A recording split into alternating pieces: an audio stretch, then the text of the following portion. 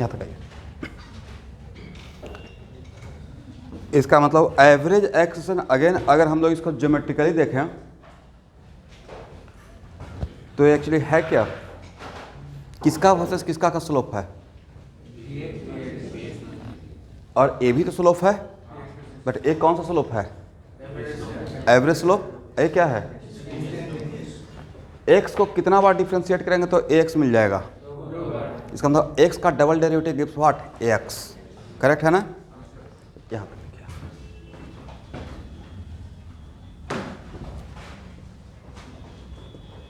और average acceleration निकालने के लिए it is very important to note that average acceleration निकालने के लिए आपको क्या चाहिए, कैसे निकलेगा। तो सर Vx2 और Vx1 पता रहेगा तो निकलेगा, बोलिए हाँ। अब Vx2 किस टाइम का है, t2 का, और किसी खास मोमेंट का वेलोसिटी का को क्या लिएगा, इंस्टेंट। इसका मतलब एवरेज एक्स निकालने के लिए आपको इंस्टेंटेनियस Vx चाहिए होगा, राइट। ये देख लीजिएगा,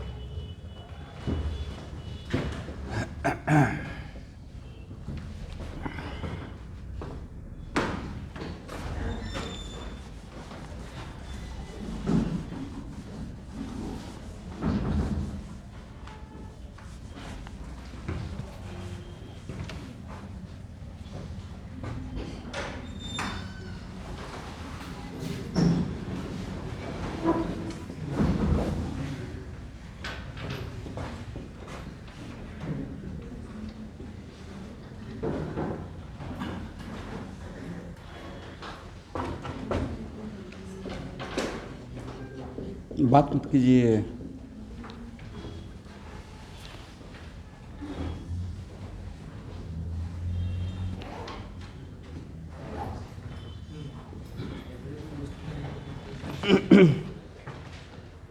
अब यहाँ भी जितना भी प्रॉब्लम आपको मिलेगा, जितना भी 1D का, उसका भी मैक्सिमम दो ही कैटेगरी हो सकता है।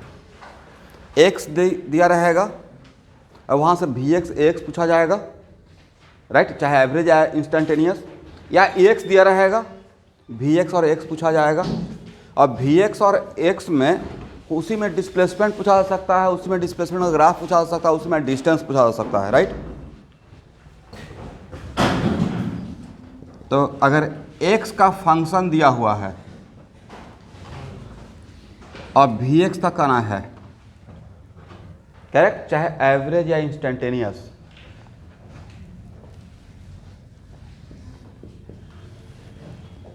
तो इसका दो कैटेगरी, या मान लेते हैं कि इंस्टेंटेनियस का ही बात करेंगे तो डिफ्रेंशिएट करेंगे तो Vx मिल जाएगा, और यहाँ से एक्स आना है तो फिर से एक बार डिफ्रेंशिएट करेंगे तो क्या मिल जाएगा, ए मिल जाएगा। तो कुछ प्रॉब्लम हम लोग इस कैटेगरी पे देख लेंगे। अब यहाँ पे अगर एक्स दिया रहेगा, ध्यान से सुनिएगा जो भी ऑनलाइन में है, एक्स दिया रहेगा तो इसका भी कितना कैटेगरी हो सकता है, दो कैटेगरी। कौन कौन सा, या तो एक्स कांस्टेंट हो या एक्स वेरिएबल हो।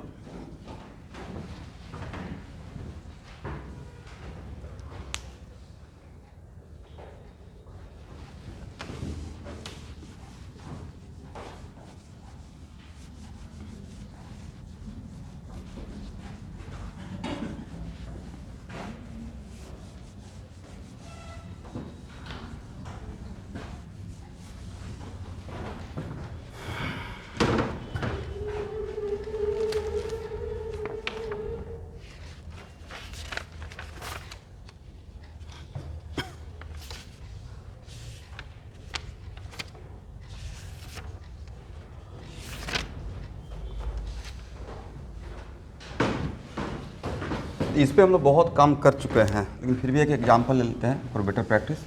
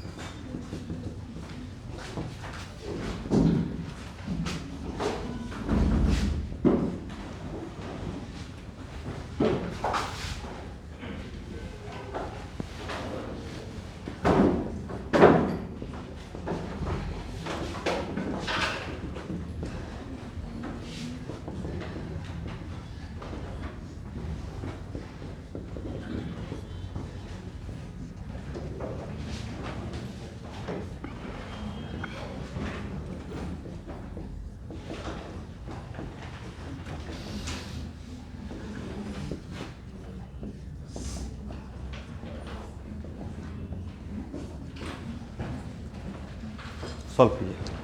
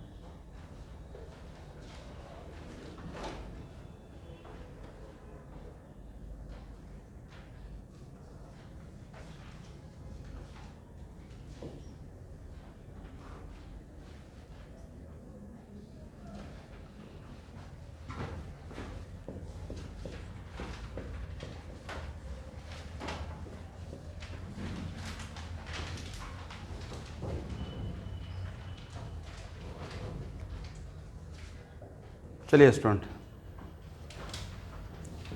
वी एक्स के लिए तो सबसे पहले डिफ्रेंशिएट करेंगे। डिफ्रेंशिएशन हो जाएगा ना, कितना होगा? टी स्क्वायर प्लस 40 प्लस 4, तो वी एक्स एट 2 सेकेंड निकल जाएगा। ये आपका वी एक्स का हो गया है एक्सप्रेशन इंस्टेंटेनियस, राइट। तो at T equal to 2 second में टी यहाँ जहाँ पे टी है वहाँ पे 2 सेकेंड पुट कर दीजिए। 4 + 8 अब +4 how much? 16 metre per second. ये पहला क्वेश्चन हो गया। सेकेंड क्वेश्चन के लिए वी एक्स एवरेज के लिए,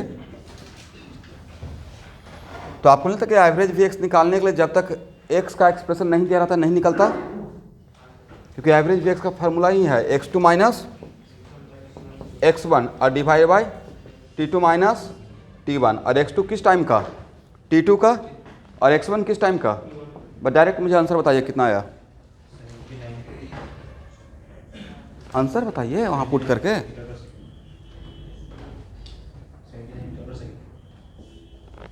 क्या इसमें t2 आप नहीं पुट कर सकते हैं? एवरेज कितना से कितना सेकंड के बीच में है?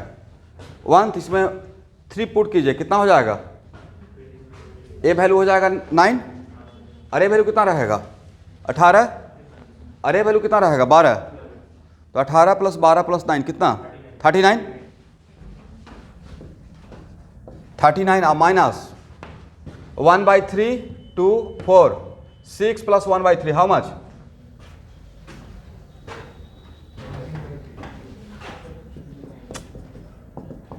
19/3 और डिवाइडेड बाई 3 - 1 सॉल्व कर लीजिएगा metre per second.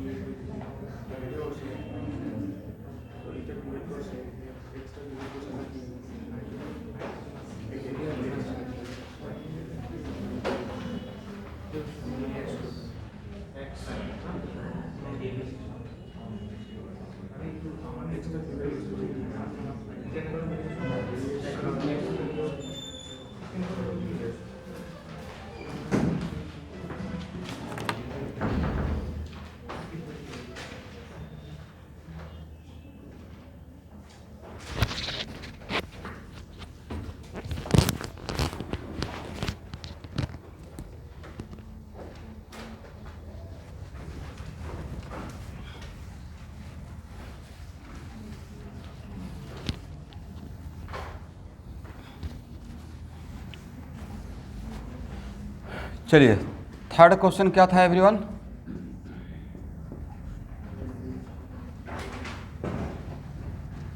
Average Vx2 minus Vx1 divide by T2 minus T1। यहाँ तक करेक्ट है ना?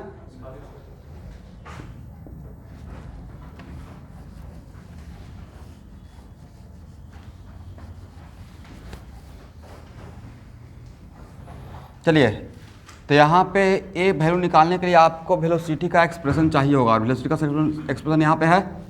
क्या Vx2 बता सकते हैं कितना होगा? फर्स्ट 16 माइनस 4 और divide by 2, how much? 6 metre per second square. और इंस्टेंटेनियस एक्सेलेरेशन निकालने के लिए क्या करना पड़ेगा? डिफरेंशिएट करना पड़ेगा, राइट? ठीक है ना? डिफरेंशिएट करेंगे तो कितना आएगा? 2t plus 4। इसमें जिस टाइम का आपको चाहिए तो t इक्वल टू कितना पुट कीजिएगा? 4। कितना हो जाएगा? तो मुझे लगता है कि अब इस पे बहुत सारा क्वेश्चन बनाने का रिक्वायरमेंट नहीं है। x दिया रहेगा, x देकर आपसे Vx पूछें या एवरेज Vx पूछें या एवरेज Ax पूछें या Ax पूछें, किसी भी टाइम का निकल जाएगा, राइट? चलिए इसको सॉल्व कर लीजिएगा। और इस टाइप का भी क्वेश्चन नीट में आता है और आया हुआ है, ठीक है? इतना आसान क्वेश्चन अगर कोई लगा के नहीं आएगा तब तो भगवान ही मालिक है। इसमें क्या एफर्ट है? एफर्टलेस है, राइट? बट फार्मूला को पकड़ के रखना है, ठीक है?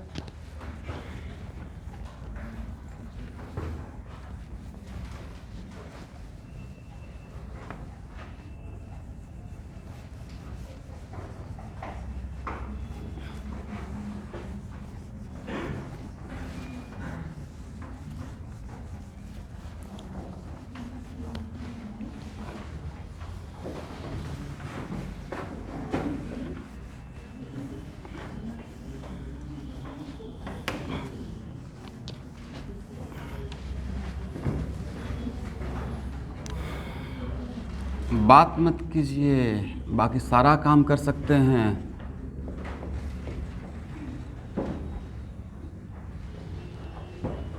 यहाँ देखिए एवरीवन,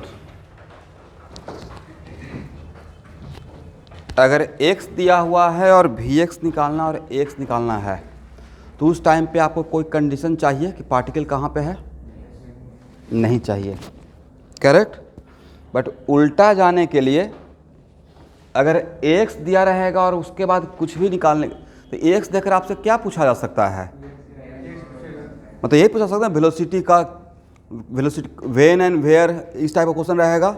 वेलोसिटी क्या होगा, एक्सेलरेशन क्या होगा, पार्टिकल कहाँ होगा, समथिंग लाइक दैट, राइट?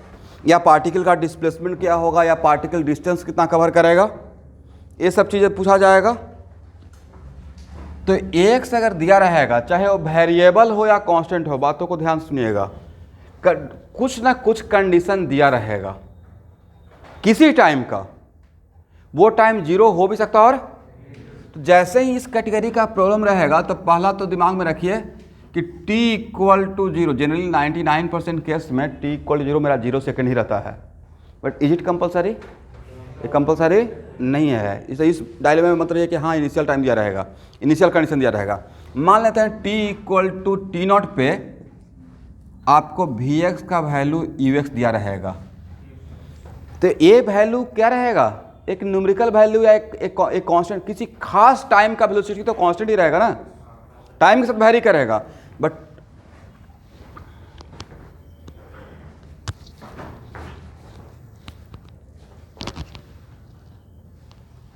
अभी दे रहा है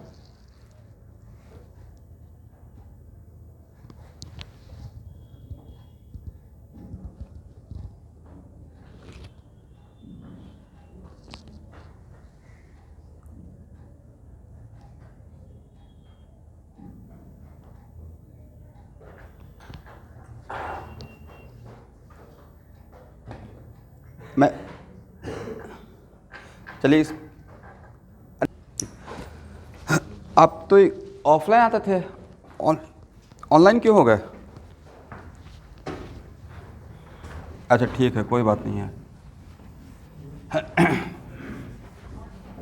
कहाँ खारू पेटिया, कहाँ घर है आपका?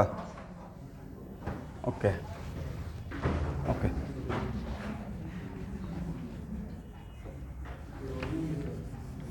चलिए अब मेरे बातों को ध्यान से सुनिए। दोबारा नहीं बोलूँगा, हालांकि बोलना पड़ता है। इस कैटेगरी के लिए क्या दिया रहेगा? देखिए हम लोग क्या करते हैं ना, प्रॉब्लम में पजल हो जाते हैं कि क्या अब कैसे होगा। पूरा कैटेगरी ही डिफाइंड है। ए दिया रहेगा, चाहे वेरिएबल हो या कांस्टेंट हो, किसी खास टाइम का आपको 2 वैल्यू डैम श्योर दिया रहेगा, तभी हम लोग आगे बढ़ पाएंगे, अदरवाइज प्रॉब्लम सॉल्व नहीं होगा। तो भी कुछ ना कुछ दिया रहेगा जिससे आप आगे बढ़ सकते हैं। जैसे मैंने ए कैटेगरी दिया और t equal to T nought पे वी एक्स का वैल्यू यू एक्स, ये दिया रहेगा। ऐसा क्यों? क्योंकि जैसे ही सॉल्व करेंगे तो इसमें इंटीग्रेशन का हेल्प लेंगे, और इंटीग्रेशन के टाइम पे मुझे लिमिट लेना पड़ेगा, और लिमिट जैसे ही टी नॉट से टी लेंगे तो इधर भी तो मुझे लेना पड़ेगा वी नॉट से भी, राइट। और x का वैल्यू हो सकता है x नॉट दिया रहे। ये यू एक्स क्या हो सकता है?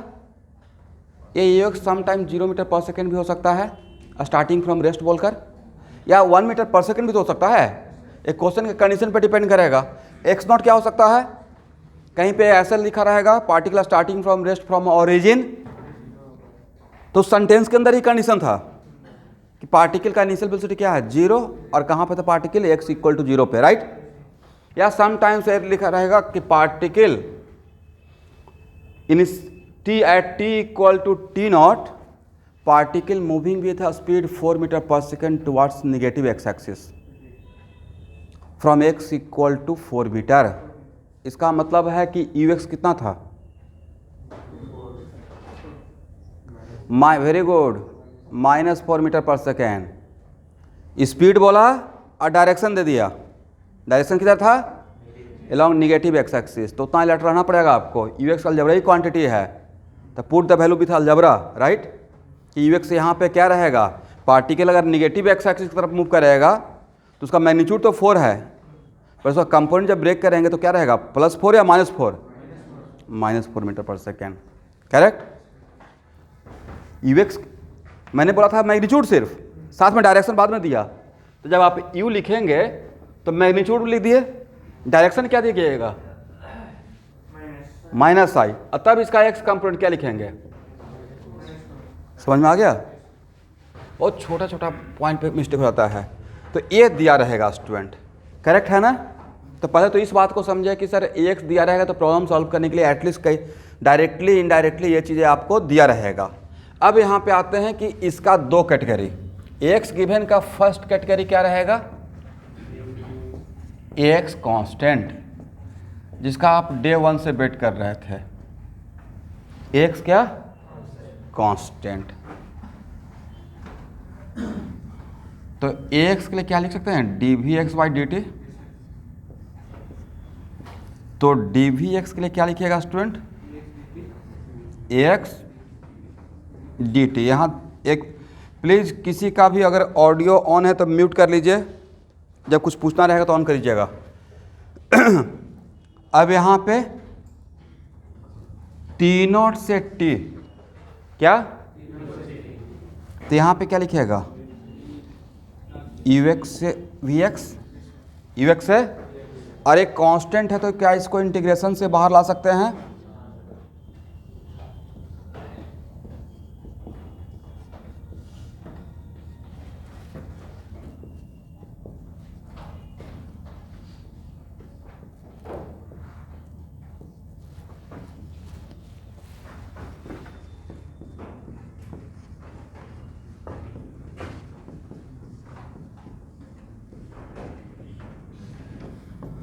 देखिए डेरिवेशन कोई भी टीचर करते हैं क्योंकि डेरिवेशन के अंदर ही प्रॉब्लम सॉल्व करने का तरीका छिपा हुआ रहता है, करेक्ट। मान लेते हैं कि एक्स वेरिएबल रहता तो क्वेश्चन का सॉल्व करने का तरीका अलग रहता या सेम रहता? सेम ही रहता ना, बस एक्स को बाहर नहीं लाते, एक्स को अंदर रखते, बट प्रोसीड तो ऐसे ही करते, राइट।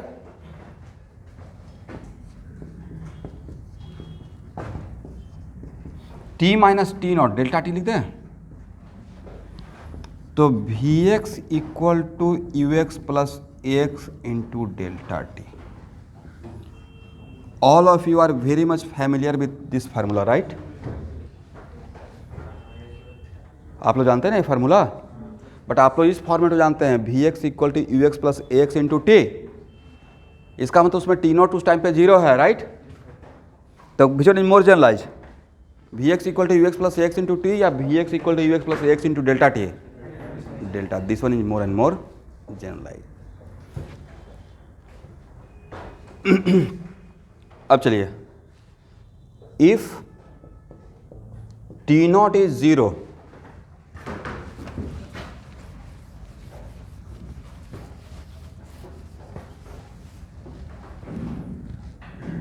तो we x equal to you x plus A x t minus T nought, ए मेरा फार्मूला बना था. और टी नॉट अगर जीरो हो जाएगा तो मेरा फार्मूला क्या हो जाएगा? बट ए जो टी है, ए जो टी है कहाँ से मेजर कर रहे हैं? 0 सेकेंड के रेस्पेक्ट में, राइट? तो सबसे पहला कंडीशन, आज के बाद आपको ये फार्मूला करने का राइट मिलता है, लेकिन ये फार्मूला तभी अप्लाई करेंगे जब एक्सेशन कांस्टेंट रहेगा, राइट? ये फार्मूला जब एक्सेशन वेरिएबल रहेगा तो क्या ये फार्मूला आपका काम में आएगा? नहीं आएगा, क्योंकि कांस्टेंट के लिए मैंने डिराइव किया है फार्मूला, राइट? यहाँ तक आइए, ये पहला फार्मूला.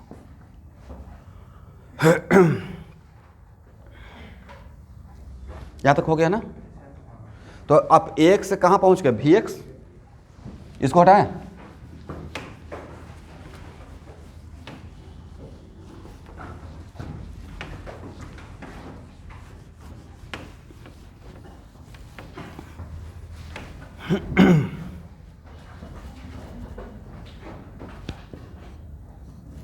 वी एक्स को आप D X by D T लिख सकते हैं. वी एक्स का एक्सप्रेशन तो मेरे हाथ में आ गया, तो we x equal to what? D X Y.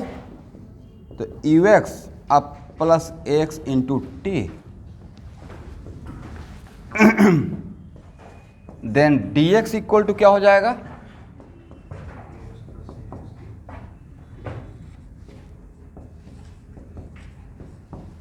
सही है?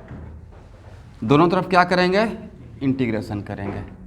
क्या डायरेक्टली इसको यू एक्स को बाहर करके इंटीग्रेशन करें? क्योंकि यू एक्स कॉन्स्टेंट है, एक्स भी आपका क्या है? कांस्टेंट है. Let T nought is zero. Let T nought is what? क्योंकि इसी के लिए आप फार्मूला जानते हैं, but it is not compulsory कि ऑलवेज टी नॉट जीरो रहेगा. कहाँ से कहाँ तक? यहाँ पे कहाँ से कहाँ तक? तो यहाँ पे क्या लिखिएगा? एक्स नॉट से एक्स. करेक्ट है ना? बोलिए, डी एक्स का इंटीग्रेशन एक्स और एक्स का limit X minus X nought लिखेंगे तो क्या डेल्टा एक्स हो जाएगा? Then delta x equal to इसका क्या हो जाएगा स्टूडेंट? अब प्लस हाफ.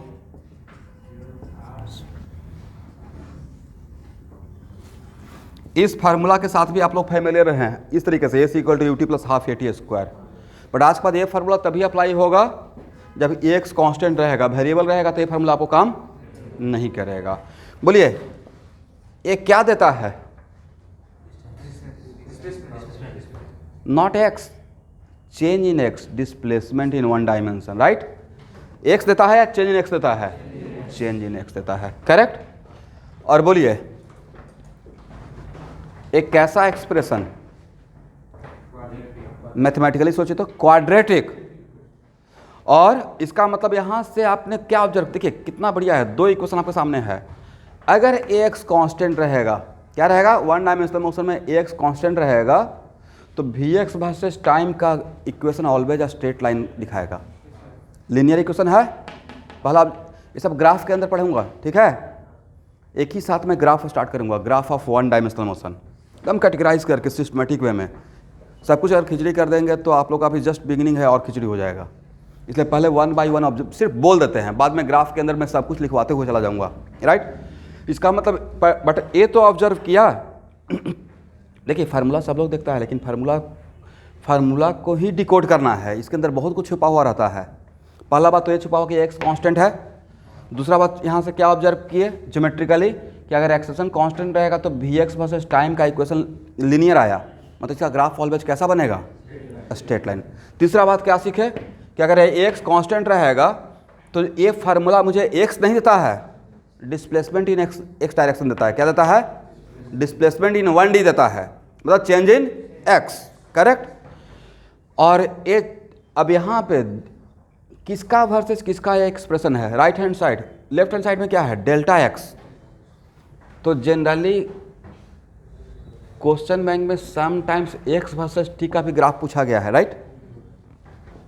सबसे इंटरेस्टिंग बात है डेल्टा एक्स वर्सेस टी का भी पूछा गया है, दोनों का। तो क्वेश्चन में रहता है displacement versus x, draw the displacement versus x का graph, which are the following are correct, x constant देख के। बट खास करके मेडिकल वाले बच्चे इतना ना इस इक्वेशन के साथ फैमिलियर हैं कि उनको डेल्टा एक्स भी एक्स नज़र आता है। पूछा क्या गया है, डिस्प्लेसमेंट वर्सेस टी का, वो किसका दिखा के आ जाएंगे, एक्स वर्सेस टी का। तो क्या ए ग्राफ और ए ग्राफ सेम रहेगा, नेचर सेम रहेगा, बोलिए नेचर सेम रहेगा, बट थोड़ा ऊपर और नीचे रहेगा, करेक्ट। तो वहाँ पे अलर्ट रहना है, एक्स वर्सेस टी अलग मीनिंग रखेगा और डेल्टा एक्स वर्सेस टी, लेकिन कॉन्केविटी पे कोई फर्क नहीं पड़ेगा।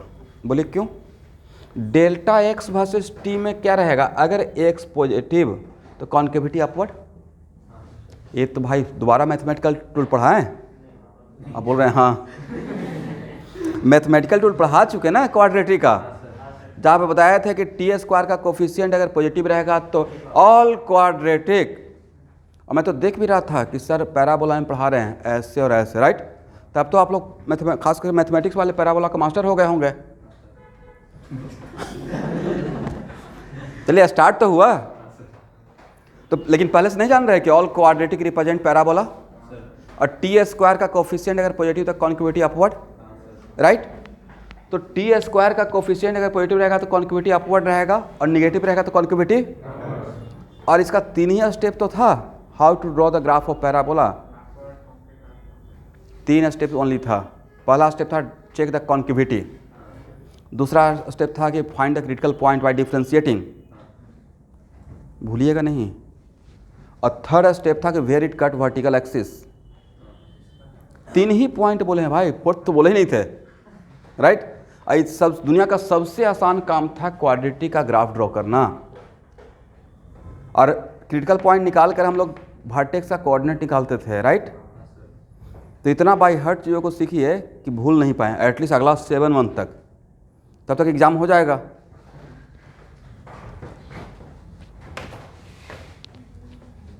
इसका मतलब है क्वेश्चन बनाने के टाइम पे अंदर से एक हैप्पीनेस आता ही नहीं है। कोई अगर चीज़ों को सीख कर खुश हो जाएगा तो लाइफ टाइम तक नहीं भूलेगा कि अच्छा मुझे ये चीज़ सीख गए।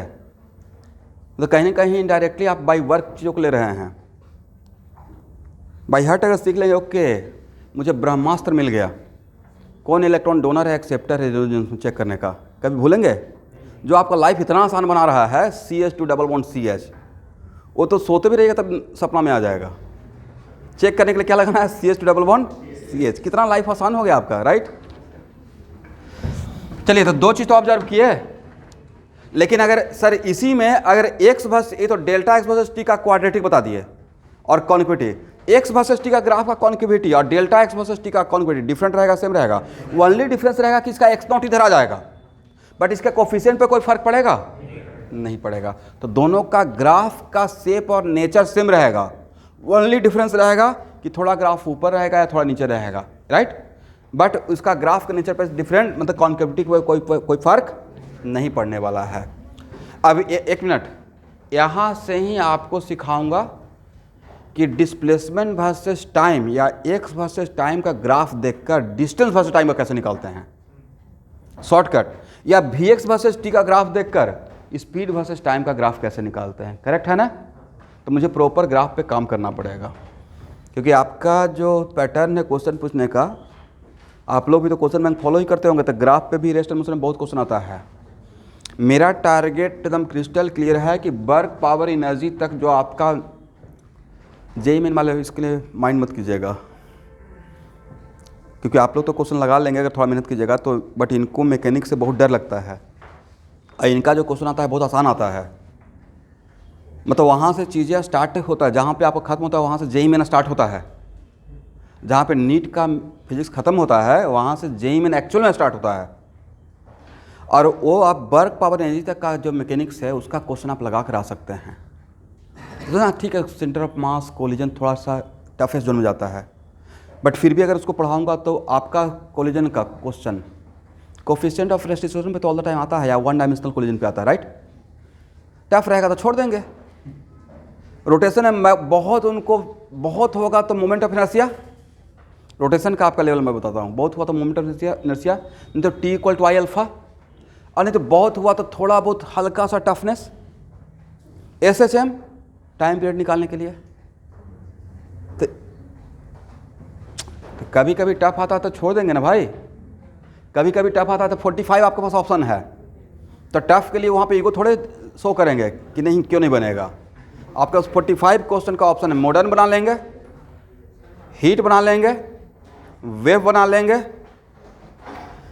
टेस्ट से सीखते क्या है, जैसे आपको स्ट्रक्चरल ऑर्गेनाइजेशन में कुछ क्वेश्चन टफ लगा होगा ना कल, एक आध क्वेश्चन, तो उसमें टाइम नहीं देंगे, उसको मान लेते हैं, मतलब ठीक है बायो आपका अच्छा है, बोल रहे नहीं सर आसानी है, बट मोल कॉन्सेप्ट में कुछ क्वेश्चन टफ लगेगा तो टेस्ट हॉल में उस क्वेश्चन को सर्किल करके छोड़ देंगे, घर पे जाकर दोबारा बनाएंगे।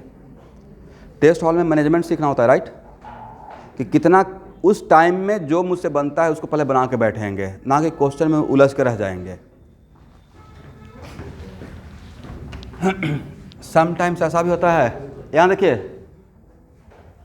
क्वेश्चन नंबर 1 भी नहीं बना, 2 भी नहीं बना, 3 भी नहीं बना, 4 भी नहीं बना, 5 भी नहीं बना।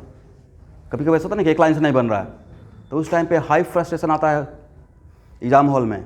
कोई बात नहीं है, हो सकता है कि एक कॉन्सिक्वेंस बैठ गया होगा, ऐसा क्वेश्चन है, 5 क्वेश्चन जंप करके फिर आगे से बढ़ना स्टार्ट कीजिए, करेक्ट।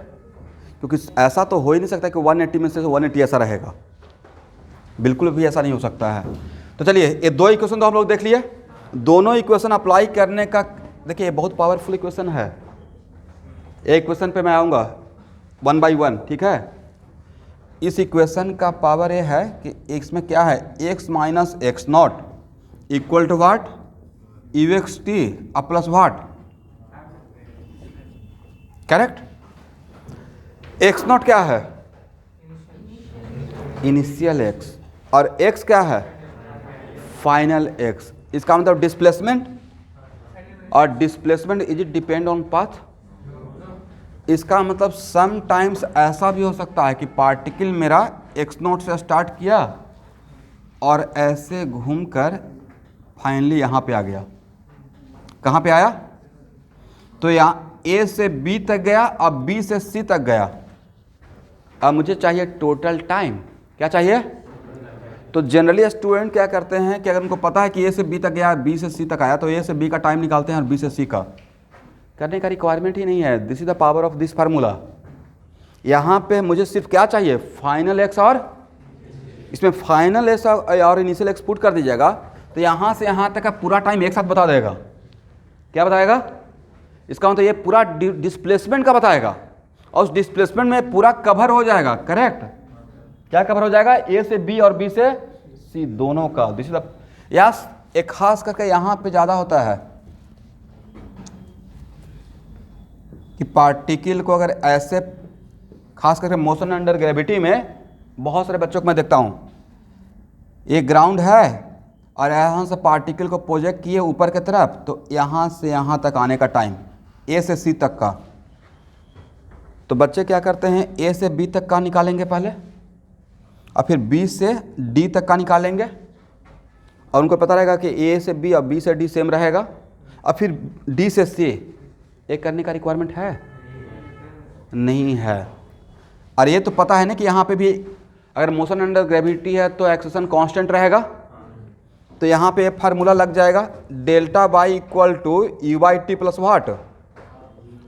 अप्लाई होगा या नहीं होगा, half A Y T square, और उसमें क्या पुट कर देंगे, ए रहेगा बाई नॉट, ए रहेगा क्या, बस final by minus initial by, final by minus, एक ही इक्वेशन में पूरा मिल जाएगा, एक ही बार में यहाँ से यहाँ तक का मिल जाएगा। तो क्या एक करने का रिक्वायरमेंट है नहीं है। इसका मतलब फार्मूला को पहले पहचानिए, आपके पास कुछ है और उसका पावर ही नहीं पता है कि कहाँ तक काम कर सकता है आपके लिए, राइट? समझ गए ना इस फार्मूला का पावर? इसका मतलब इस टाइप का। तो यहाँ का ये हम लोग फार्मूला सीख रहे हैं और डिस्कशन कर रहे हैं एक्स मोशन के लिए। क्या बाई मोशन के लिए, बाई मोशन में अगर एक्सेलरेशन कांस्टेंट रहेगा तो फिर से अलग से डिस्कशन करने का रिक्वायरमेंट है या डिटो सेम बात? सेम बात रहेगा, करेक्ट है ना? तो इस टाइप का सिचुएशन में आपको बहुत ही हेल्प करेगा फार्मूला। ओके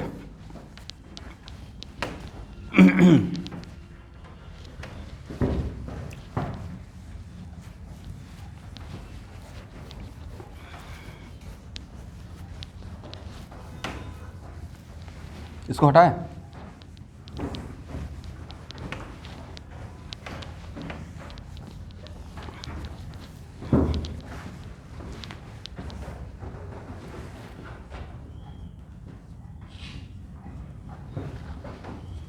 एक फार्मूला तो आप लोग ए भी जानते होंगे,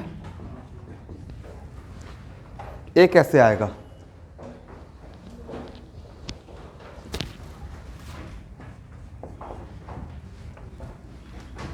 और चलना कहाँ से है स्टूडेंट? यहाँ से एक्स दिया हुआ था, ध्यान से देखिएगा, एक्स दिया हुआ है और एक कांस्टेंट है, और एक से वी एक्स पे आना है।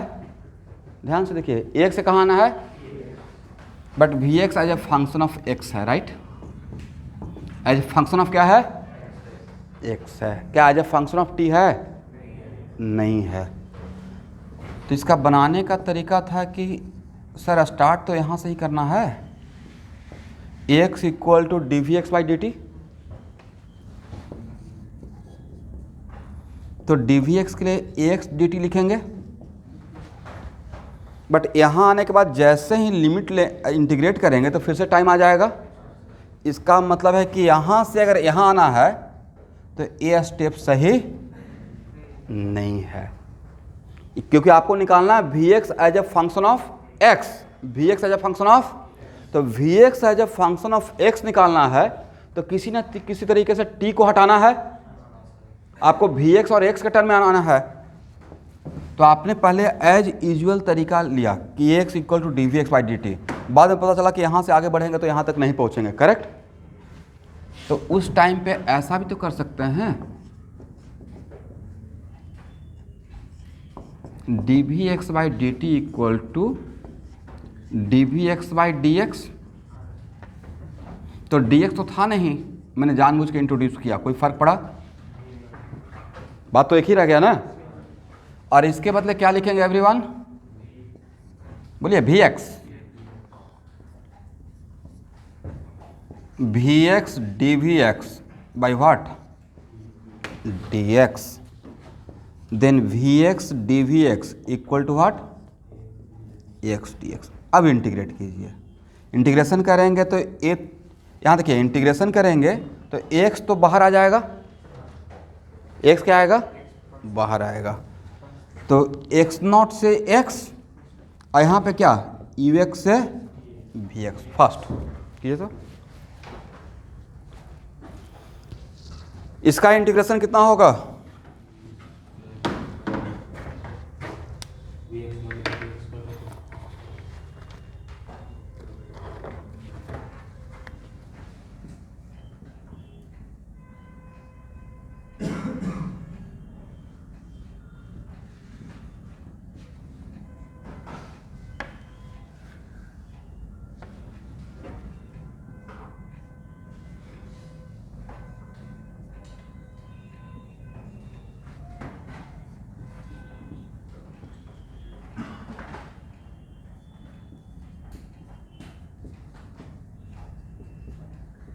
मैंने डायरेक्ट कर दिया, देखिए तो समझ में आया आपको?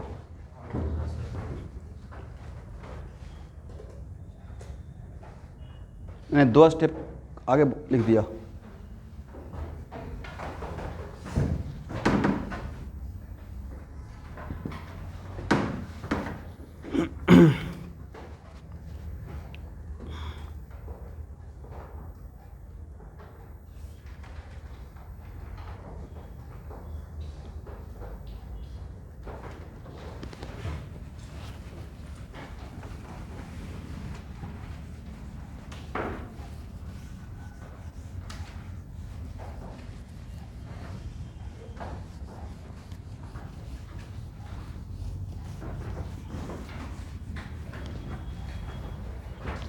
यहाँ देखिए स्टूडेंट, और कोई तरीका था इस फार्मूला को डेवलप करने का?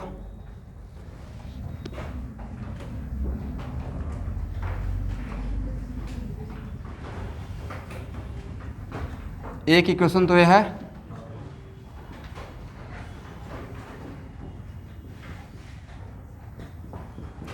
और एक इक्वेशन ए भी तो था।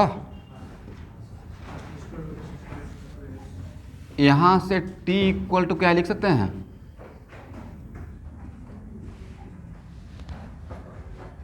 बिल्कुल लिख सकते हैं। इस t को यहाँ पुट कर देते,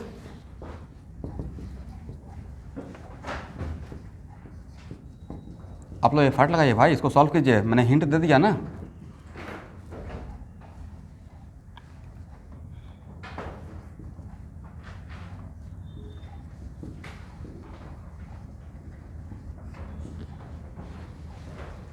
यहाँ से रीअरेंज कीजिए, सॉल्व कीजिए, देखिए तो ये फार्मूला आता है। यहाँ से सॉल्व करने के बाद आपको ये फार्मूला मिल जाएगा। मतलब ये फर्स्ट मेथड आपको क्लिक माइंड में नहीं करता, तब भी ये फार्मूला हम लोग डेवलप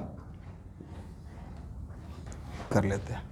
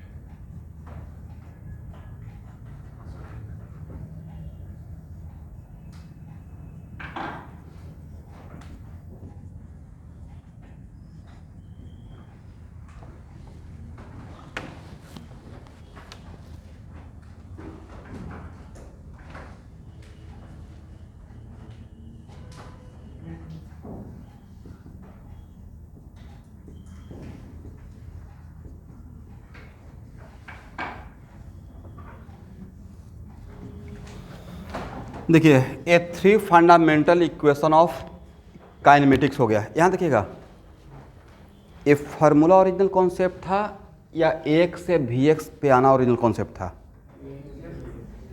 फार्मूला से वो कॉन्सेप्ट डेवलप किया। ये नहीं लगता कि एक इस कैटेगरी में फॉल कर रहा था, हाँ या ना? तभी तो यहाँ से यहाँ तक आए। इसका तो अब तो क्रिस्टल क्लियर हो गया कि 2 कैटेगरी ही है। एक्स दिया रहेगा तो क्या करना है? अब आज के बाद सर अब बार बार इसको डिराइव करने का रिक्वायरमेंट नहीं है। अब आज के बाद अगर एक्स कांस्टेंट रहेगा तो ये नहीं कि सर एक्स ये बना है तो सर ने बताया था ऐसे चलेंगे। आपने उसके लिए काम कर लिया आज, अरे एक्स कांस्टेंट रहेगा तो ये 3 इक्वेशन से ही हमको ले देकर काम चलाना है, राइट? मतलब इंटीग्रेशन करने वाला बात करने का रिक्वायरमेंट वो ऑलरेडी करके ही रेडीमेड तैयार कर लिया है। तो आज के बाद अगर एक्सेशन कांस्टेंट रहेगा, चाहे एक्स मोशन के लिए लेकिन या बाई मोशन के लिए या जेड मोशन के लिए, तो बट ये तीनों फार्मूला लगाने का क्राइटेरिया क्या है? ये तभी लगा सकते हैं जब एक्स क्या है, ये कांस्टेंट के लिए ही आपने डिराइव किया है, ठीक है? तो अगर आपको एक्स मोशन के लिए 3 इक्वेशन मिला है तो बाई मोशन के लिए भी अगर ए बाई कांस्टेंट रहेगा तो इक्वेशन पर का तरीका डिफरेंट रहेगा, सेम रहेगा? क्या हो जाएगा? V Y equal to U Y plus, आप लिख लीजिए Y if A by constant और जेड कांस्टेंट रहेगा तो अब बाई मोशन के लिए लिखे तीनों इक्वेशन और जेड मोशन के लिए भी लिखना है ये 3 इक्वेशन। और साथ में क्या कंडीशन अप्लाई कर देना है? A by constant.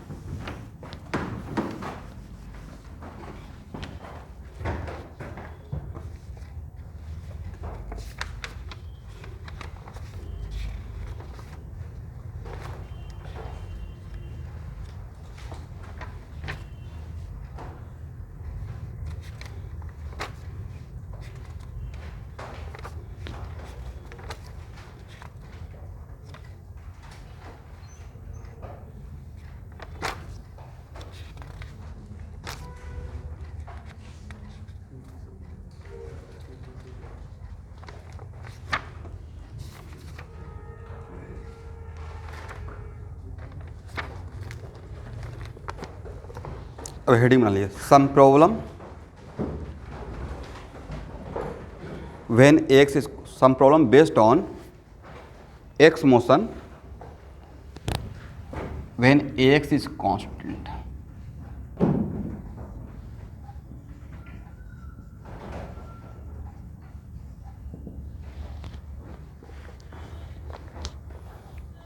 लिखिए तो, a particle is moving along x axis, question लिखिएगा, some problem based on x motion, some problem of x motion when x is constant, when x acceleration is constant. A particle moving along x axis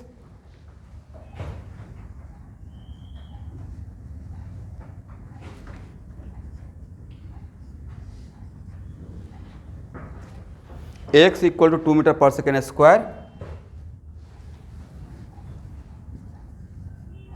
at t equal to 0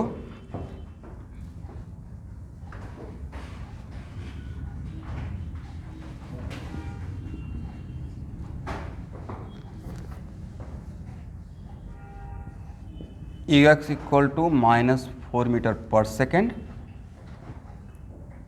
and x nought is 2 metre. पहला question लिखिएगा,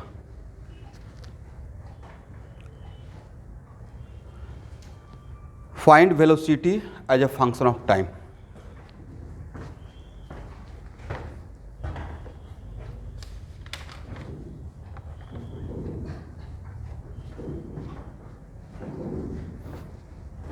second question, find the time when particle comes into rest।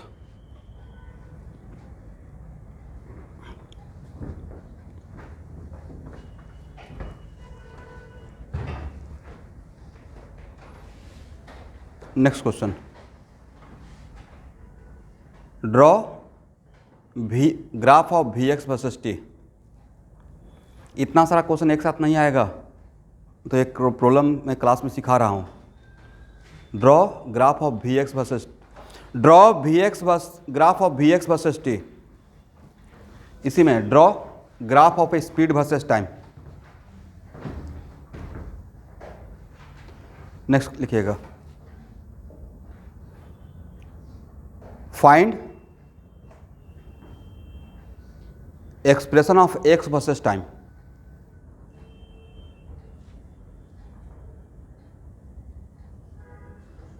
इसी में एक और question, find the time when particle was at origin.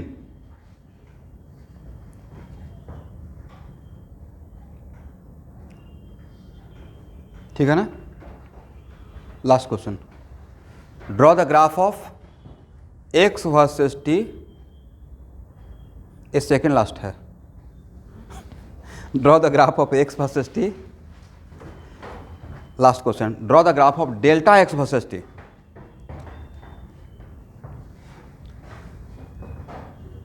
यहां देखिए कितना simple सा क्वेश्चन है, राइट।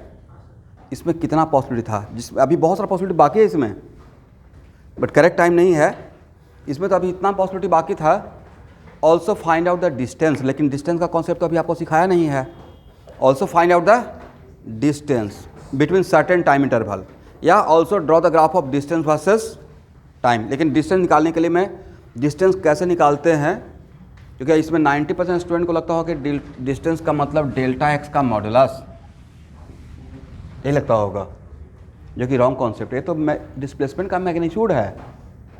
डिस्टेंस अलग होता है, डिस्प्लेसमेंट अलग होता है।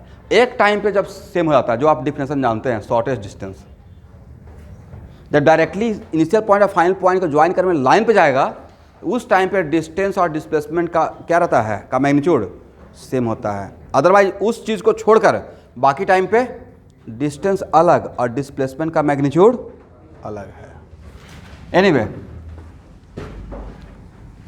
बताइए, यहाँ देखिएगा, ये जितना भी मैंने क्वेश्चन इसमें सेट किया तो इसमें सबसे खास बात था कि एक्सेशन कांस्टेंट है, और एक्सेशन कांस्टेंट है तो आपके हाथ में तो 3 ब्रह्मास्त्र है, 3 फार्मूला, उसी से काम चलाना है आपको।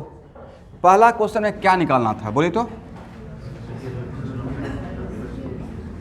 बोलिए। Velocity as a function of time. तो भाई एक्स कांस्टेंट के लिए तो ऑलरेडी हम लोग रेडीमेड बना के रखे हैं, यही तो पूछा जा रहा है। और V x equal to you x कितना है, -4, और एक्स कितना है, यही पूछा गया था एक्चुअली आपको। Velocity as a function of time का मतलब ये है दिस वन। तो एक्स कांस्टेंट के लिए मेरे पास था ना फार्मूला, इसी को लगाना था, करेक्ट। तो ये इंटीग्रेशन वाला पार्ट ऑलरेडी हम लोग डेरिवेशन में कर चुके हैं, तो अब मेरा टाइम बच गया। सेकंड क्या निकालना था, पढ़िए। व्हेन पार्टिकल कम्स इनटू, तो पार्टिकल कम्स इनटू रेस्ट का मतलब v x 0, particle comes into rest का मतलब क्या, ये मेरा, इसका मतलब वी एक्स 0, तो वी एक्स 0 कर दीजिए, तो -4 + 2t, तो t equal to what, 2 second. इसका मतलब पार्टिकल जहाँ जिस टाइम से स्टार्ट किया उसके 2 सेकेंड के बाद particle comes into rest, correct है।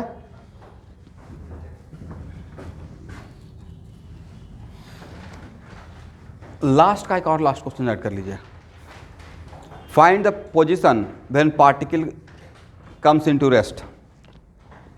Find the position when particle comes into rest.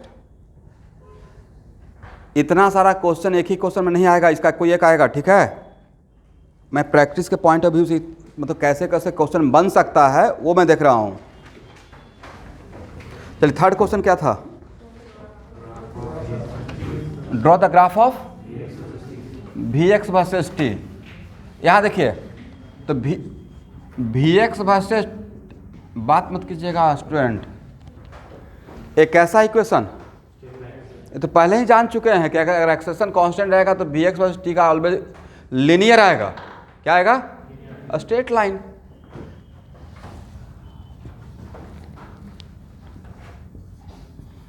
t equal to 0 पे वी एक्स कितना है, देखिए तो -4, करेक्ट।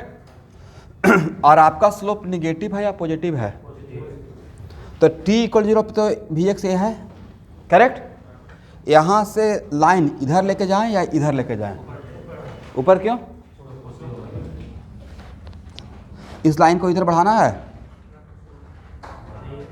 नहीं बढ़ेगा क्योंकि टाइम निगेटिव, तो ये ग्राफ को डिलीट कर देंगे। ड्रॉ करने, लाइन ड्रॉ करने का टाइम पे आप आगे बढ़ा सकते हैं।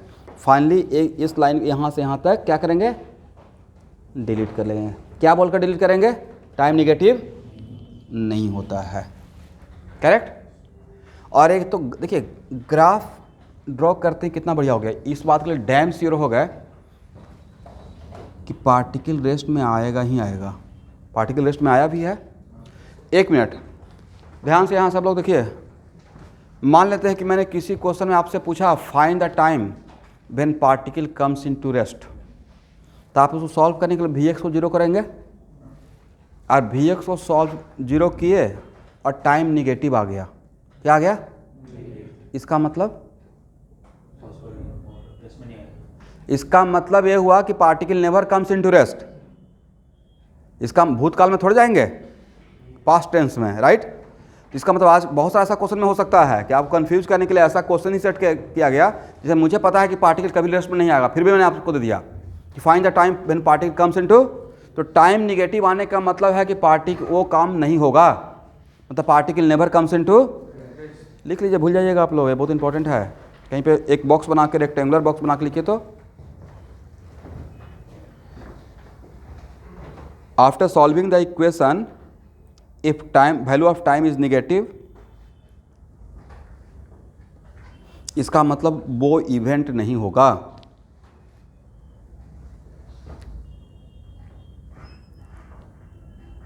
इसका मतलब जो पूछा गया है वो प्रैक्टिकली पॉसिबल मतलब is it compulsory college v x का पूछेंगे, एक्स भी तो पूछ सकते हैं। मतलब इसका टाइम निगेटिव का मतलब जिसके बारे में जो निकालने के लिए बोला गया है वो पॉसिबल नहीं है। चलिए यहाँ देखिए, ध्यान से देखिएगा, यहाँ तक सबको समझ में आ गया।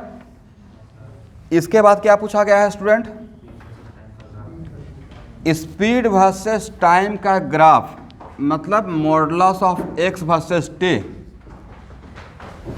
वी एक्स वर्सेस टी या modulus of v x versus t. तो मॉडुलस लगाने का मतलब, जहाँ मॉडुलस लगाने का मतलब है कि वी एक्स का पॉजिटिव बना देना, तो जहाँ पे निगेटिव है उसी को तो सिर्फ पॉजिटिव बनाएंगे, और जो पॉजिटिव है तो ऑलरेडी पॉजिटिव रहेगा ही। इसका मतलब है कि इस वाले पार्ट का जहाँ तक वी एक्स का ग्राफ निगेटिव हॉरिजॉन्टल एक्सिस से नीचे है वहाँ तक मिरर रख दीजिए। ये तरीका होता है। आपको इसका वर्टिकल एक्सिस पे जो वैल्यू उसको पॉजिटिव बनाना है, तो जहाँ जहाँ पे निगेटिव है मेक इट पॉजिटिव। तो कहाँ से कहाँ तक निगेटिव था, 0 से 2 सेकंड तक, 0 से, तो बस डिट्टो इसको करेंगे तो कैसा आएगा, ये -4 है तो यहाँ पे क्या रहेगा, +4। अब बाकी ये सेक्शन डिफरेंट रहेगा या डिट्टो सेम रहेगा, सेम रहेगा, समझ गए। और यहाँ पे t इक्वल टू कितना सेकेंड, तो क्या आज के बाद वी एक्स वर्सेस टाइम का ग्राफ देखकर क्या स्पीड वर्सेस टाइम का ग्राफ ड्रॉ कर लेंगे, कैसे, जहाँ जहाँ पे वी एक्स निगेटिव रहेगा मेक इट पॉजिटिव। मतलब जस्ट मिरर ले लेना है, मिरर इमेज, किसके रेस्पेक्ट में, हॉरिजॉन्टल एक्सिस के रेस्पेक्ट में। क्या कंप्लीट मिरर इमेज रख लेना है या सिर्फ निगेटिव वाले पोर्शन के लिए। ऐसा नहीं सर निगेटिव को पॉजिटिव बना दिए और पॉजिटिव को, बहुत गड़बड़ हो जाएगा, मतलब पूरा पॉजिटिव बनाना था, राइट। इतना आसान है। तो इस टाइप का क्वेश्चन आएगा तो बन जाएगा, आएगा, बन जाएगा ना। हाँ,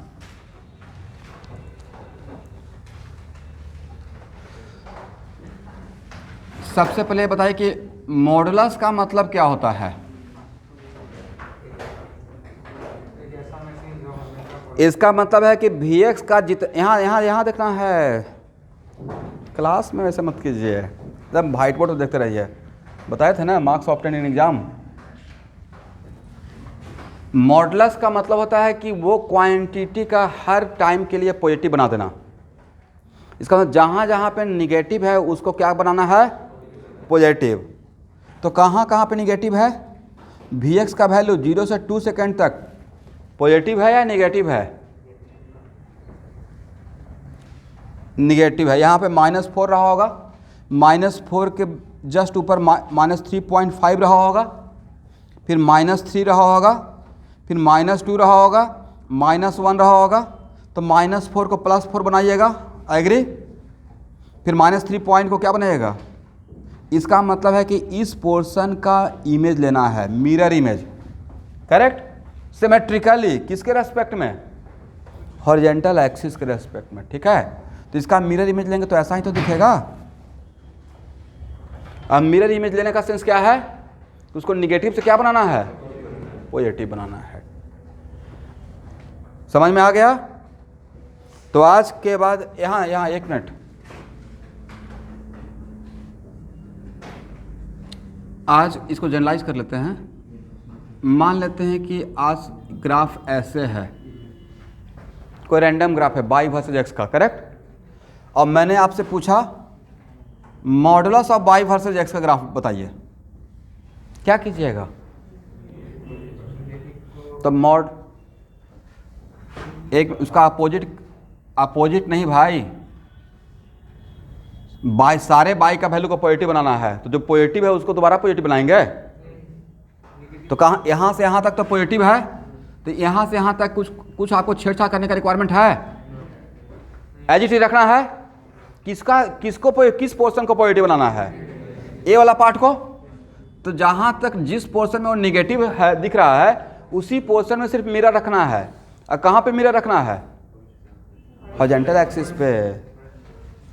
तो यहाँ पे अगर y1 है, y1, तो यहाँ पे इसका जस्ट इतना जो गैप लेकर यहाँ से डिट्टो सेम, तो मॉडुलस का ग्राफ ये हो जाएगा, ठीक है, ठीक है ना। चलिए थर्ड क्वेश्चन क्या था एवरीवन? थर्ड क्वेश्चन तो यही था। फोर्थ क्वेश्चन क्या है?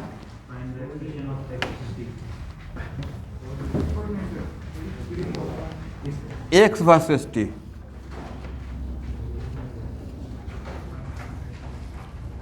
देखिए एक क्वेश्चन थोड़े अब आप लोग से पूछेंगे कि एक्स दे दिए, राइट, और ई एक्स दे दिए, अब 2 सेकेंड पे वी एक्स बताइए।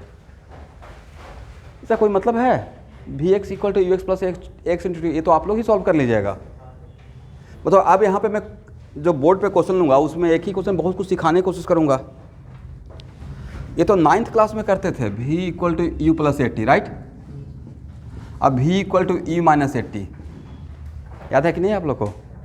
एक्सप्रेशन है नहीं, ये एक्चुअली 9th क्लास में आता था। तो v equal to u plus a t और वी इक्वल टू, तो सर वहाँ पे वी एक्स क्यों नहीं रहा? तो एक्चुअली उस क्लास तक इतना ही जानने से काम चल जाता। अगर एक्सप्रेशन है तो प्लस से पुट करते थे और डी एक्सप्रेशन है तो माइनस से, बट अभी इसी में एकदम कॉम्पैक्ट फॉर्म हो गया है। तो this one is more and more generalize. या बच्चे u T plus half A T square, तो एच सी बनाना देखिएगा तो ऐसे s equal to U T plus half A T square लिखा हुआ है, करेक्ट। बट एक्चुअल में ऑथर वहाँ पे उसके नीचे मेंशन करते हैं कि यहाँ पे एस डिस्टेंस नहीं है, जाके पढ़िएगा। वहाँ पे वो बोला गया है कि एस क्या है? डिस्प्लेसमेंट है। बट जनरली एस जैसे ही लिखते हैं तो हम लोग के माइंड में डिस्टेंस आता है। क्या आता है? डिस्टेंस। इसलिए बुक को भी फॉलो करते हैं। मैं नहीं कर रहा हूँ कि सेल्फ स्टडी से कोई नहीं निकाल सकता, लेकिन सेल्फ स्टडी से क्या है कि चीज़ों को समझ, उतना अगर आप इंटेलेक्चुअल हैं लेकिन उसमें थोड़ा टाइम ज़्यादा लगेगा। सुबह से शाम तक आप उसको डिकोड करते रहिए, और थोड़ा सा कोई टीचर पढ़ाते हैं और आज के टाइम में टाइम कम रहता है।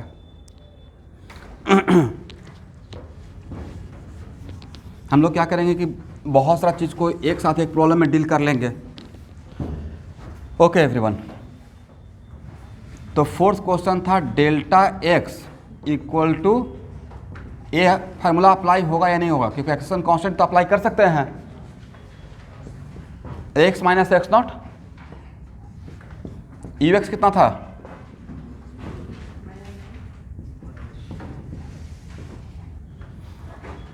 कितना था x not?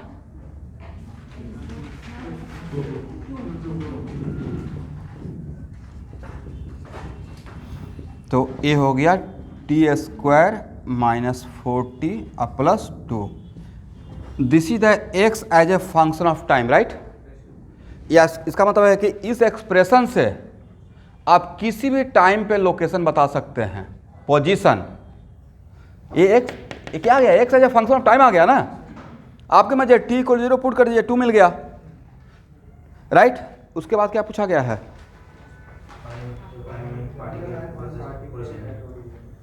Find the time when particle was at origin, correct. इसका मतलब है कि x इक्वल टू क्या पुट कर देना है नेक्स्ट क्वेश्चन के लिए? 0। तो x इक्वल टू 0 पुट करेंगे तो टी स्क्वायर माइनस 40 और प्लस 2। सॉल्व कीजिए तो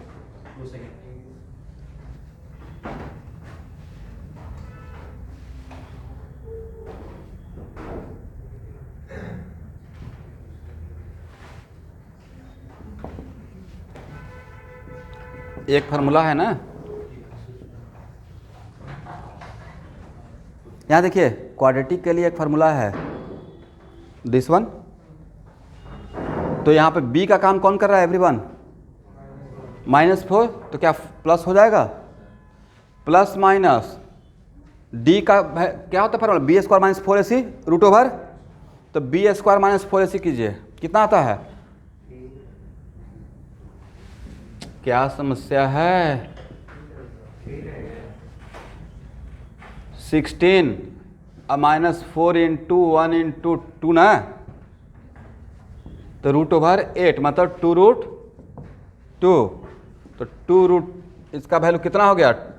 2 रूट 2 और डिवाइड बाई 2। 2 से 2 कैंसिल कर सकते हैं, तो 2 प्लस माइनस रूट 2, करेक्ट। एक टाइम मिला या 2 टाइम मिला? 2 टाइम मिला ना। इसका मतलब पार्टिकल 2 बार ओरिजिन पे टच किया है, राइट। दोनों टाइम पॉजिटिव है, अगर आपने जो सॉल्व किया उसमें टाइम आया, टाइम का 2 वैल्यू आया, दोनों पॉजिटिव, इसका प्रैक्टिकल मीनिंग क्या है कि ओरिजिन पार्टिकल एक बार, ओरिजिन पे एक बार पार्टिकल गया है या 2 बार गया है, ओरिजिन को 2 बार क्रॉस किया है। सिंपल सा लॉजिक है ना। इसमें समस्या क्या है भाई, आप जोनाली से चले, राइट, वहाँ से चले और कॉमर्स कॉलेज गए, करेक्ट है ना, और दोबारा कॉमर्स कॉलेज से वापस लौटे और गणेशगुरी गए, जरूर तेनाली को कितना बार टच किया। तो डे टू डे लाइफ में जानते हैं और उसको एक्सेप्ट नहीं करना चाहते हैं। एक बार जाने के टाइम पे क्रॉस किए, एक बार तो 2 टाइम पॉजिटिव, इसका मतलब 2 बार ऐसा हुआ होगा, 2 बार ओरिजिन को क्रॉस किया होगा। लेकिन अगर आप सॉल्व करते इसी क्वेश्चन के लिए और एक टाइम निगेटिव आता और एक टाइम पॉजिटिव आता, ऐसा भी तो हो सकता था। इसका मतलब प्रैक्टिकल मीनिंग क्या है, यस, एक बार और दोनों टाइम निगेटिव आता, देन मतलब डिस्क्रिमिनेंट ही इमेजिनरी आ जाता, डी रूट के अंदर निगेटिव आता, इसका मतलब वो पॉसिबल, मतलब वो टच नहीं किया है।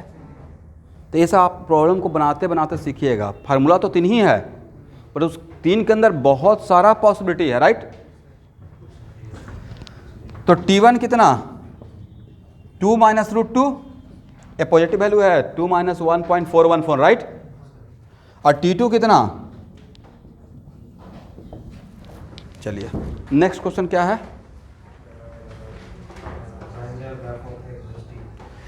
तो ये थर्ड लास्ट क्वेश्चन है, राइट।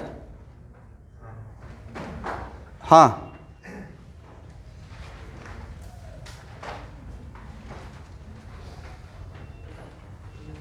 एक मिनट, ये भी अच्छा क्वेश्चन है। पहले 1 सेकेंड आएगा या पहले 2 सेकेंड आएगा, पहले 3rd सेकेंड आएगा या पहले 5th सेकेंड आएगा। सिंपल सा लॉजिक है भाई। पार्टिकल t = 0 से स्टार्ट किया, इसमें से इसमें कौन सा बड़ा वैल्यू है, ये बड़ा है छोटा। पहले ओरिजिन इस टाइम पे क्रॉस किया होगा पार्टिकल, अब बाद में इस टाइम पे क्रॉस किया होगा। हाँ ना बोलिएगा ही नहीं, नहीं यहाँ से पूछ रहे हैं। पहले इस टाइम पे क्रॉस करेगा, राइट। 12 बजे से आपने चीज़ों का स्टार्ट किया, तो पहले 4 PM आएगा या पहले 2 PM आएगा, 2 PM आएगा ना। तो वही तो यहाँ पे है, we are starting from t = 0। तो t = 0 के बाद पहला टाइम ए मिलेगा या पहला टाइम ए मिलेगा, इसमें भी शक है क्या आप लोग को, ऑब्वियसली ए मिलेगा। देखिए ऐसा इस टाइप का क्वेश्चन में नहीं, जो भी आपको मन में डाउट आता है, एकदम जितना भी क्लास जो ले रहे हैं रेगुलर क्लास में, उसमें कहीं भी आता है विदाउट एनी हेजिटेशन आप क्वेश्चन को मेरी तरफ प्रोजेक्ट कर सकते हैं, क्योंकि मैं सोचकर ही चल रहा हूँ कि आपका बिल्कुल 0 लेवल है फिजिक्स में। और जितने भी मेडिकल के बच्चे एडमिशन लेने के लिए आते हैं वो यही बोलते हैं, सर फिजिक्स टान लगता है। ये आपके नहीं बोल रहा हूँ, सबके लिए बोल रहा हूँ। और सबका लेवल सेम है, मेडिकल के सारे बच्चों का लेवल सेम ही मान रहा हूँ। थोड़ा बहुत कोई ज़्यादा जानते हैं, वेल एंड गुड,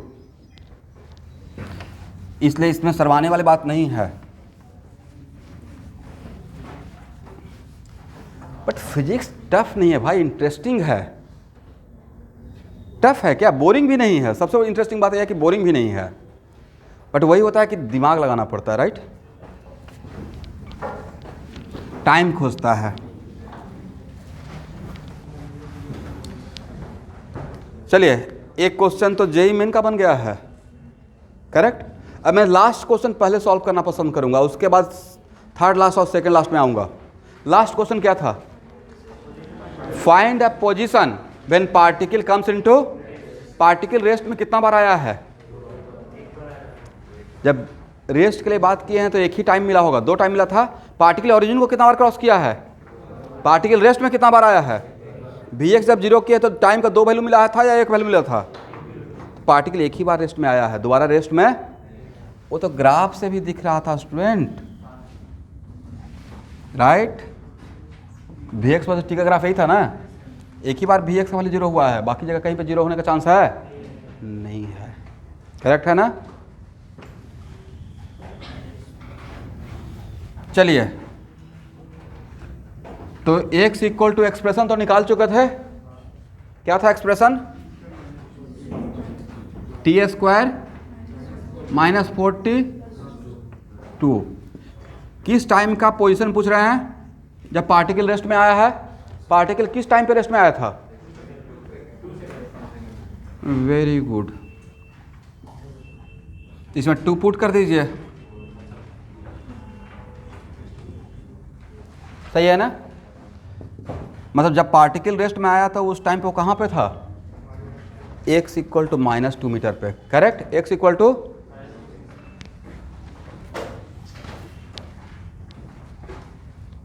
इसको मैं थोड़ा रिप्रेजेंट करने की कोशिश कर रहा हूँ, ध्यान से देखिएगा।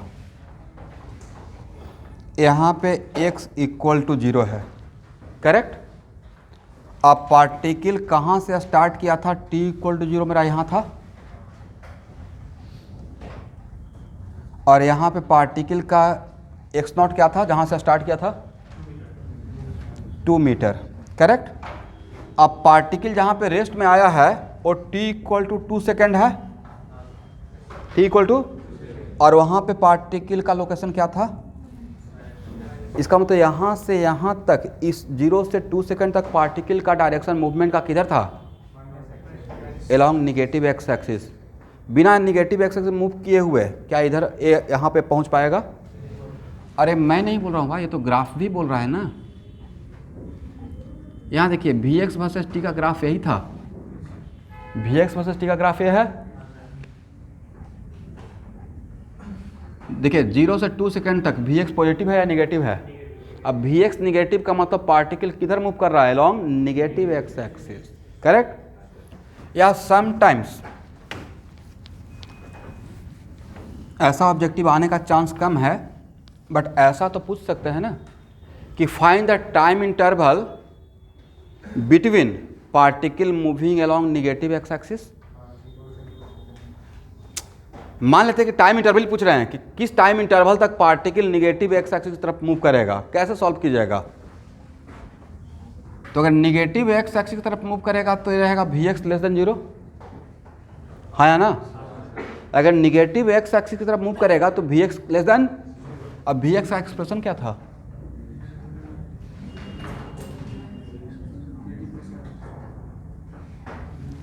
निकाल के तो रखे हैं, 2t - 4 लेस देन 0, करेक्ट? तो 2t लेस देन 4, तो t लेस देन 2, इसका मतलब है तो t लेस देन 2 और t greater than 0, time negative में तो जाएगा नहीं, इसलिए 0 से 2 सेकंड तक Vx क्या था? नेगेटिव।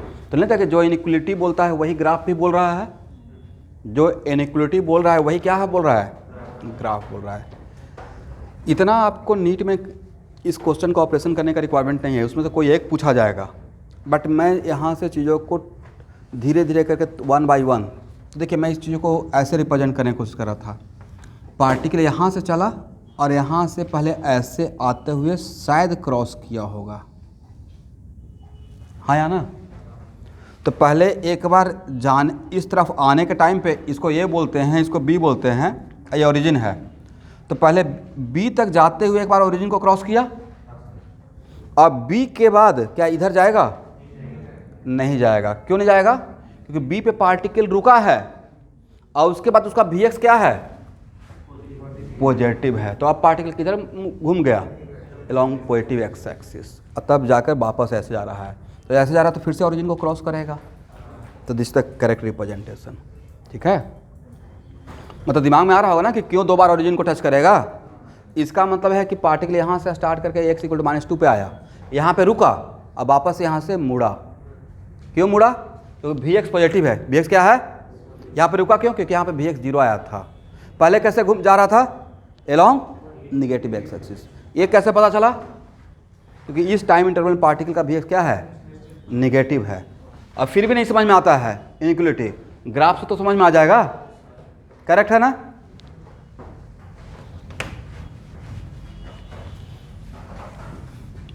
बट सर एग्जाम में क्वेश्चन आएगा कि find the time when particle crosses the origin या बाय एट ओरिजिन।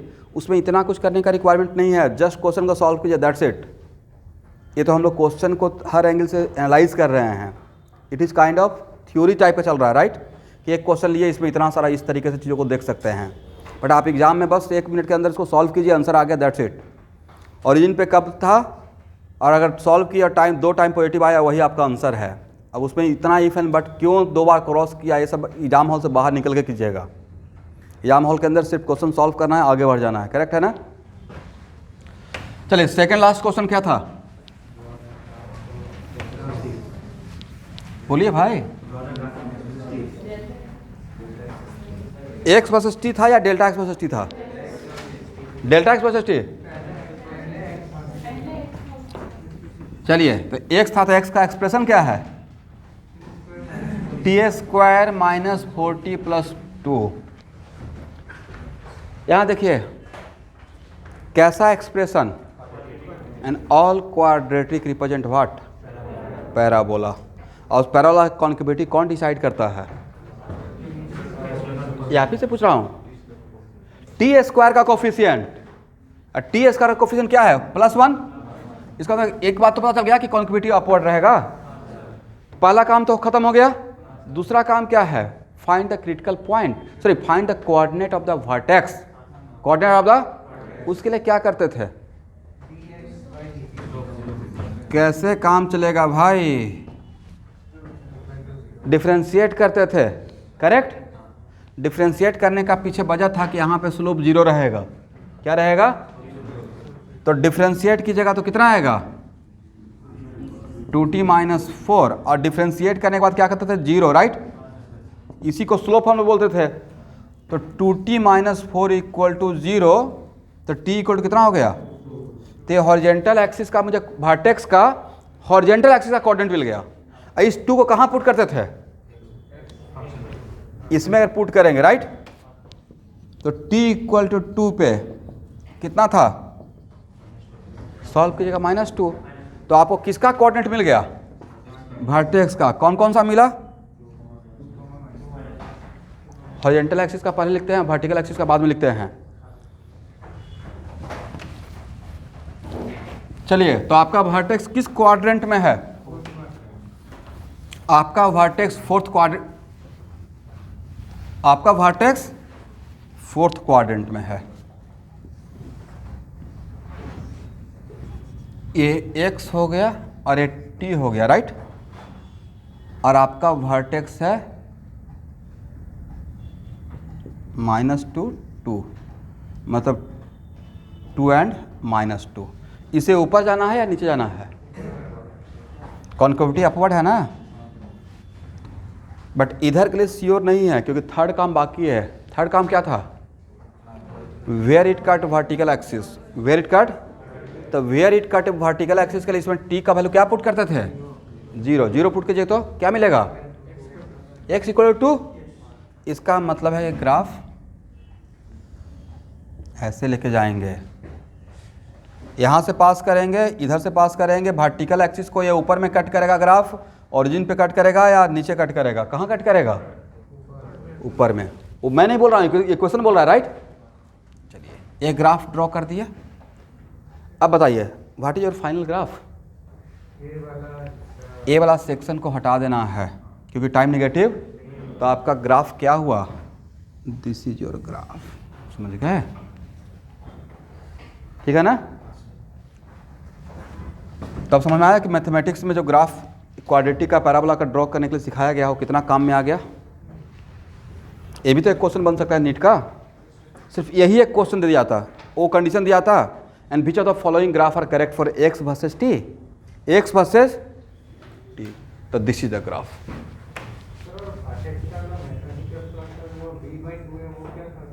क्या बोले?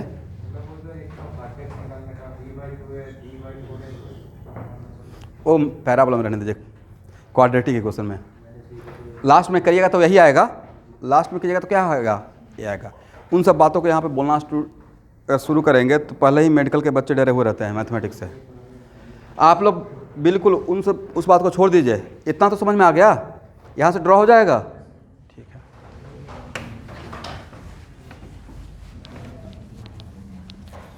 लेकिन क्वाड्रेटिक तक, इस क्वाड्रेटिक तक ग्राफ आपको आएगा। अगर टफ लगता है प्लीज़ इस पर प्रैक्टिस कीजिए मैथमेटिकल टूल में जाकर। जो मैं पढ़ाया हूँ। अगर मैं आपको ये बोल दूंगा आपको सांत्वना देने के लिए, आपको खुश करने के लिए, नहीं यहाँ तक छोड़ने से भी काम चल जाएगा, नहीं काम चलेगा भाई। क्वाड्रेटिक बार बार आने वाला है, तो एटलीस्ट लीनियर और क्वाड्रेटिक ग्राफ तो डैम से जानी है। बाकी एक्सपोनेंशियल वगैरह आएगा तो वहाँ पे हम लोग सीखेंगे, बट इसका तो आपको डिफ़ॉल्ट में जानना चाहिए। ये 3 स्टेप का ही बात है, राइट।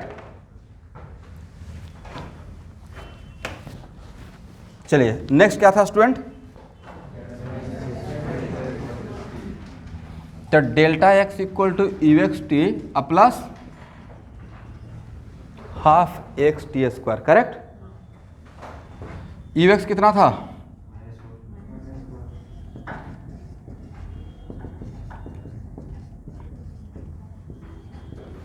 यहाँ देखिए, यहाँ देखिए,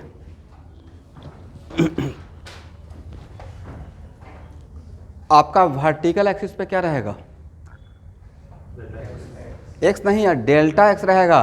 क्या रहेगा, और हॉरिजॉन्टल एक्सिस पे, तो आप कंफ्यूज ना करें, इसलिए प्रॉब्लम सॉल्विंग पर्पस के लिए फॉर मोमेंट डेल्टा एक्स को जेड मान लेते हैं ताकि आप चीज़ों को ड्रॉ कर सकें, ठीक है।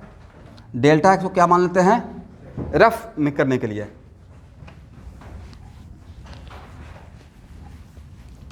सिर्फ ग्राफ ड्रॉ करने के पर्पज से, ठीक है, रफ वर्क के लिए, ठीक है। ये रफ में कर रहा हूँ। डेल्टा एक्स को कुछ देर के लिए जेड मान लेते हैं, तो जेड इक्वल टू क्या हो गया, t square minus 4t, concavity upward, correct. तो ये तो डिसाइड हो गया। अब क्या करेंगे, dz बाई dt क्या आएगा, इसको क्या बोलेंगे, स्लोप। किसका वर्सेस किसका, जेड वर्सेस टी का, जेड वर्सेस टी का क्या हो जाएगा, 2t माइनस 4। इसको 0 करेंगे तो t कितना हो जाएगा, 2 सेकेंड। अब इस t को यहाँ पुट कर देंगे, किस लिए, वर्टेक्स का। यहाँ पे जो t 2 सेकेंड आया वो वर्टेक्स का कोऑर्डिनेट रहता है, तो वर्टेक्स का सिर्फ हॉरिजॉन्टल कोऑर्डिनेट निकला। वर्टिकल कोऑर्डिनेट के लिए इसी को यहाँ पुट करेंगे, तो z का value t equal to 2 put कीजिए, कितना आएगा,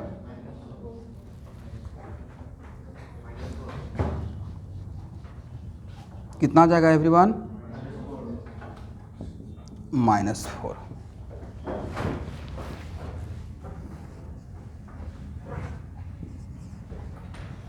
इसका मतलब ये हुआ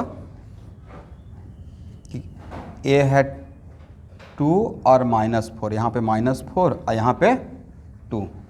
और इससे ग्राफ किधर लेके जाना है, नीचे या ऊपर, कॉन्केविटी अपवर्ड था, right. Where it cut vertical axis, vertical axis को कहाँ पे कट करेगा, उसके लिए t को 0 पुट करते हैं, ऑरिजिन से, ठीक है। और ये मेरा जेड, ए सेक्शन रहेगा, नहीं रहेगा। और जेड ही तो आपका डेल्टा एक्स है, जेड वो है, वो एक्चुअली आपका क्या था, डेल्टा एक्स था।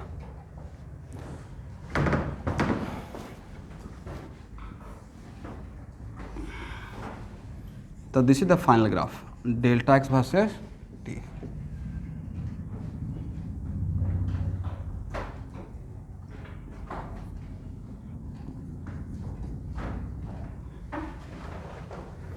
तो x वर्सेस टी और delta x versus T same graph है या डिफरेंट ग्राफ है, बट सिमिलरिटी क्या है, कॉन्केविटी सेम है। डिसिमिलरिटी क्या है कि एक्स वर्सेस टी में ए पॉइंट 2 यहाँ से स्टार्ट हुआ था, but delta x versus T में। तो इस आज के बाद ऑब्जर्व कीजिएगा, डेल्टा एक्स वर्सेस टी का ग्राफ ऑलवेज ओरिजिन से स्टार्ट होगा। डेल्टा एक्स वर्सेस टी का ग्राफ ऑलवेज कहाँ से स्टार्ट होगा, 1 मिनट। आप अगर अभी 6 माइल पे हैं, कहाँ पे हैं, यहाँ पे एक जगह है ना 6 माइल, 9 माइल, 6 माइल, 0 माइल भी होगा तभी 6 माइल है। 6 माइल पे हैं, t इक्वल टू 0 सेकेंड पे, राइट। तो t, तब उस टाइम पे t इक्वल टू 0 सेकेंड पे आप 6 माइल पे हैं और t इक्वल 0 पे आपसे डिस्प्लेसमेंट पूछेंगे, क्या होगा, जहाँ पे हैं वहीं पर रह गए, तो चेंज हुआ नहीं हुआ। दिस इज द वजह कि लोकेशन, पोजीशन अलग कॉन्सेप्ट, और change in position, t equal 0 पे जहाँ पे तो वहीं पे हैं उस टाइम पे, तो आपका डिस्प्लेसमेंट हुआ क्या? दिस इज द वजह कि डिस्प्लेसमेंट वर्सेस टाइम का ग्राफ ऑलवेज कहाँ से स्टार्ट होगा? मेरा ऑब्जर्वेशन है ओरिजिन से स्टार्ट होता है, ठीक है। देखिए इसमें भी ओरिजिन से स्टार्ट हुआ, तो ये बात मुझे पहले से पता था कि ओरिजिन से ही जाने वाला है, ठीक है। तो इसी तरीके से हम लोग नेक्स्ट क्लास में जो भी काइनेमेटिक्स का रहेगा स्टार्ट किया जाएगा। बट फिजिक्स के लिए 2 अलग कॉपी और आप लोग रेडी कर लीजिएगा। एक तो आपका कॉपी है ही मैग्नेटिक फील्ड का, एक कॉपी का हेडिंग बनाइएगा मॉडर्न फिजिक्स। क्या रखना है? Modern physics. और दूसरे कॉपी का हेडिंग बनाइएगा quick revision of current electricity. Quick नहीं, वो एलाबोरेट ही रहेगा, क्योंकि आप लोग को तो मैं पढ़ा दिया लेकिन बहुत लोग को ऊपर से पार कर गया है। तो करंट इलेक्ट्रिसिटी से क्वेश्चन पकड़ में आ सकता है, इसलिए उसको दोबारा मैं पढ़ा दूंगा। और उसी करंट इलेक्ट्रिसिटी में बाद में इलेक्ट्रोस्टैट और गॉस लॉ कैपेसिटर का मैं रिवीजन करवा दूंगा, होगा। बट पहले करंट इलेक्ट्रिसिटी पढ़ाऊंगा। और मैग्नेटिक फील्ड का कॉपी तो है ना आपके पास, तो एक अलग कॉपी बना, 2 कॉपी बनाइएगा। मॉडर्न फिजिक्स वाला कॉपी बहुत मोटा नहीं बनाना है, इसको रिकॉर्ड होने का कोई मतलब नहीं है।